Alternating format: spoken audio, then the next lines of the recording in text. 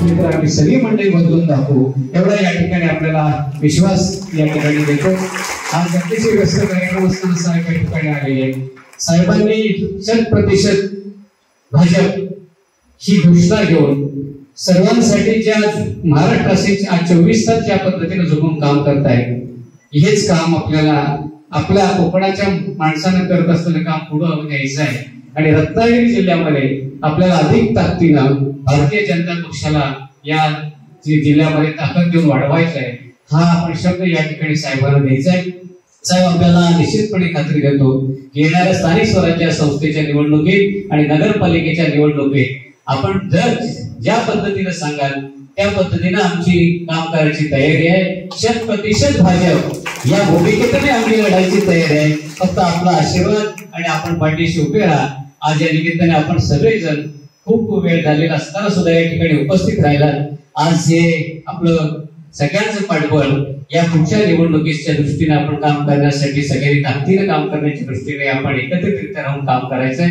हा या ठिकाणी आपल्याला या ठिकाणी नमूद करतो आणि थांबतो. जय जय महाराष्ट्र. अपेक्षित आहे आणि म्हणून प्रशांत जाधवजी यांच्या नेतृत्वात मी पाहत होतो पहिली अतिशय चांगल्या पद्धतीने कार्यकर्ता मी विचारलं जरा ऍक्टिव्हनेस फार आहे तर मला त्यांनी सांगितलं की सर्व गोष्टी मॅनेजमेंट सीओ असल्यामुळे या सगळ्या गोष्टी अतिशय त्यामुळे एक गोष्ट लक्षात आली की फक्त प्रशांत यादवच आमच्याबरोबर जोडला गेला नाही. प्रशांत यादव त्यांच्याबरोबर पहिलीही जोडल्या गेल्यामुळे 2029 नरेंद्र मोदीजींनी 100% ठरवलेलं आहे. काय ठरवलंय की आम्हाला सर्वांना घरी बसवायचं. त्यामुळे आपण अशा सगळ्यांना की जे पाहतोय की चांगली नेतृत्व पुढे येणं की जे वेगळ्या पद्धतीने ज्या भूमिका आहेत त्या भूमिका सामान्य जनतांपर्यंत घेऊन जातील. पुन्हा एकदा त्या कार्यक्रमाच्या निमित्ताने इथे येण्याची संधी मिळाली आणि मी पुन्हा तेच सांगेन देशाचे पंतप्रधान नरेंद्र मोदीजी यांच्या नेतृत्वात आणि महाराष्ट्राचे लोकप्रिय असे मुख्यमंत्री देवेंद्रजी यांच्या नेतृत्वात महायुतीचं सरकार आहे.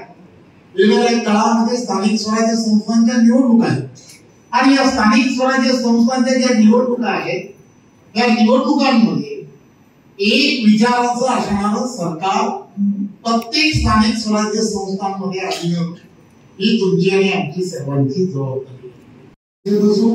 तो महायुतीचाच जिंकून येणं हा गरजेचा आहे. नगराध्यक्ष असेल तर तो महायुतीचाच जिंकून येणं हे अत्यंत गरजेचं आहे.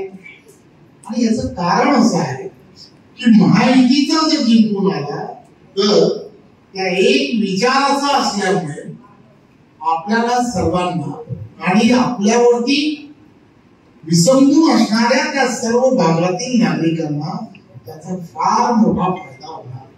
त्यामुळे या सर्व गोष्टी तुम्हाला सामान्य जनतेपर्यंत पोहोचवणं हे अत्यंत गरजेचं आहे. त्यामुळे एक गोष्ट लक्षात घ्या, वारंवार आम्ही सांगण्याचा प्रयत्न करतोय की तुम्ही आणि आम्ही सर्वजण जनतेचे काम करून घेणं याच्यासाठी बांधलेलं आहोत. त्यामुळे देवेंद्रजींच्या नेतृत्वात आपल्याला 2029 अगोदर महाराष्ट्र प्रत्येक क्षेत्रामध्ये अव्वल कसा जाईल, प्रत्येक क्षेत्रात प्रगती कसा करेल आणि त्याचबरोबर बिलियन इकॉनॉमी पर्यंत कसा पोहोचेल यासाठी एक चांगलं वातावरण महाराष्ट्रामध्ये की जे गुड ज्याला म्हणतात असं वातावरण असणं आणि ते तयार करणं ही तुमची आणि आमची सर्वांची जबाबदारी आहे. तुम्ही आणि आम्ही सर्वजण त्या दिशेने जाऊन काम करूया. पुन्हा एकदा आपण सर्वांना खूप खूप शुभेच्छा. त्याबरोबर रत्नागिरीचा विशेष आज त्यांच्या समोर बोलण्याची संधी आहे. मला सांगायला आनंद होतो की आज प्रशांत यादवजी यांच्या नेतृत्वामध्ये मोठ्या संख्येने आज